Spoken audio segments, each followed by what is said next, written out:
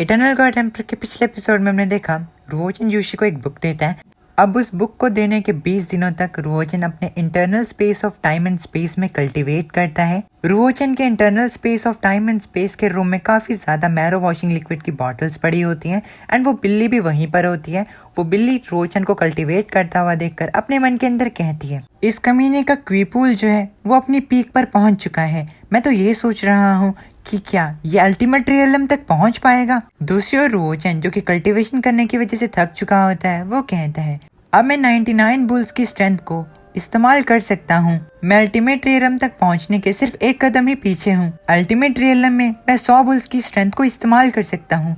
तभी वो बिल्ली रुओजन से कहती है, हालांकि ये डिफरेंस जो है वो सिर्फ एक बुल का ही है, लेकिन अल्टीमेट रियलम में पहुँचने के बाद जो तुम्हें फायदे मिलेंगे वो काफी ज्यादा अनइमेजिनेबल है।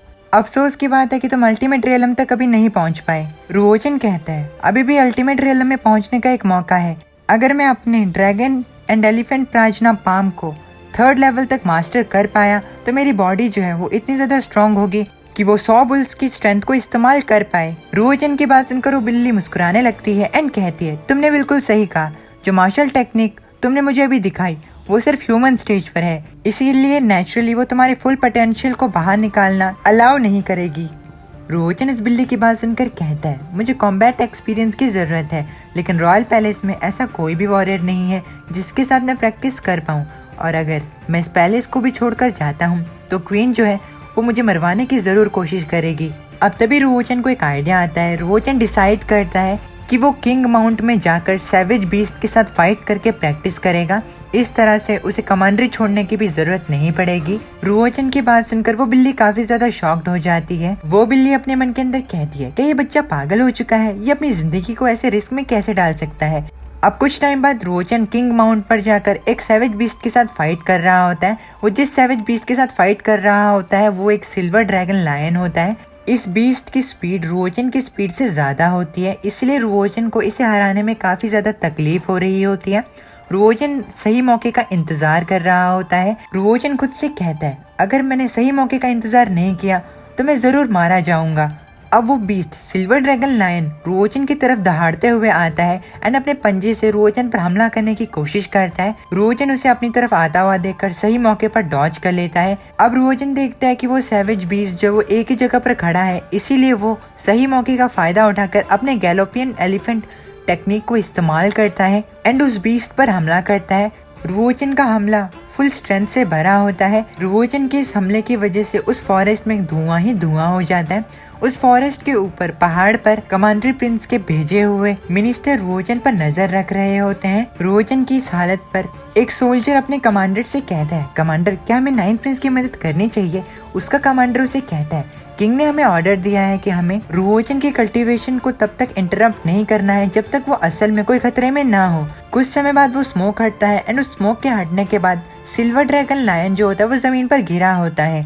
रुओजन सिल्वर ड्रैगन लायन को नीचे जमीन पर गिरा हुआ देखकर समझ जाता है कि सिल्वर ड्रैगन लायन जो है वो अपनी मौत का नाटक कर रहा है और सही मौके का इंतजार करके वो रुओजन पर हमला करके जीतना चाहता है। रुओजन कहता है कि इस तरीके के हाई लेवल सैवेज बीस्ट जो हैं वो भी जिंदा रहने के लिए अपनी मौत का नाटक कर सकते हैं।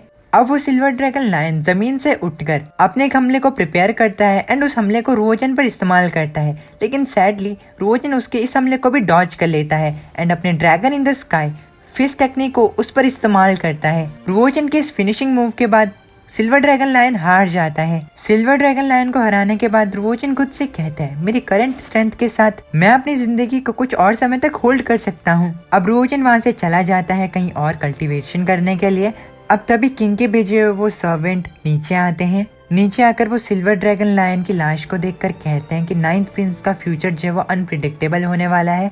वो अभी से ही एक सिल्वर ड्रैगन लायन को मार सकते हैं। अब उन सर्वेंट्स के साथ जो उनका कमांडर होता है वो उन्हें कहता है कि इस सिल्वर ड्रैगन लायन की लाश को बेच दो और जो सिल्वर कॉइन्स आए उन्हें रुओजन को दे दो। अब कुछ और समय तक रुओजन एक लेक के अंदर कल्टीवेट करता है। कुछ टाइम कल्टीवेट करने के बाद रुओजन फाइनली ड्रैगन एंड एलिफेंट प्राजना पाम के 3rd लेवल को मास्टर कर लेता है। अब वो पानी से बाहर आकर dragon and elephant returning earth fist technique को उस लेक पर इस्तेमाल करता है, जिससे कि उस लेक की लहरें बहुत ज़्यादा बड़ी हो जाती हैं। रुओचन फाइनली अल्टीमेट रियलम तक पहुंच जाता है। अब तभी आसमान से एकदम चमकदार रोशनी आकर रुओचन के ऊपर गिरती है। ये देखकर किंग के भेजे हुए वो सभी सर्वेंट्स काफ़ी ज़्यादा हैरान हो जाते हैं। वो एक दूसरे से पूछने लगते हैं कि आखिर क्या हुआ। उन सर्वेंट्स का कमांडर उन्हें कहता है कि ये गॉड का डिस्प्ले है, इसके सामने झुक जाओ। वो सभी सर्वेंट्स उस लाइट के सामने झुक जाते हैं। रुओचन को पता लगता है कि वो light God of the gods है, जिसे कि वो अपनी पिछली लाइफ में एक्सपीरियंस भी नहीं कर पाया था। दूसरी ओर ये लाइट इतनी ज़्यादा ब्राइट होती है कि इसे कमांडर प्रिंस भी साफ साफ देख पा रहे होते हैं। कमांडर प्रिंस का मिनिस्टर उन्हें बताता है कि आसमान में कुछ अजीब तरीके की चीज है जिसके बारे में वो नहीं जानता है। उनका मिनिस्टर उन्हीं से पूछता है कि आखिर वो किस तरीके की चीज है। कमांडर प्रिंस उस लाइट को देखते हुए कहते हैं, हालांकि मैंने इसे पहले कभी नहीं देखा है, लेकिन मैंने एक एंशिएंट बुक में पढ़ा था इस तरह की घटना। ये जरूर गॉड ऑफ द गॉड्स है। अब इसी के साथ हमारा ये वाला एपिसोड यहीं पर खत्म हो जाता है। उम्मीद है कि आपको ये एपिसोड पसंद आया हो। अगर पसंद आए तो प्लीज वीडियो को लाइक करके चैनल को सब्सक्राइब करना ना भूलिएगा। मैं मिलता हूं आप लोगों से नेक्स्ट वीडियो में। तब तक के लिए अपने फैमिली का ख्याल रखना। माता नहीं।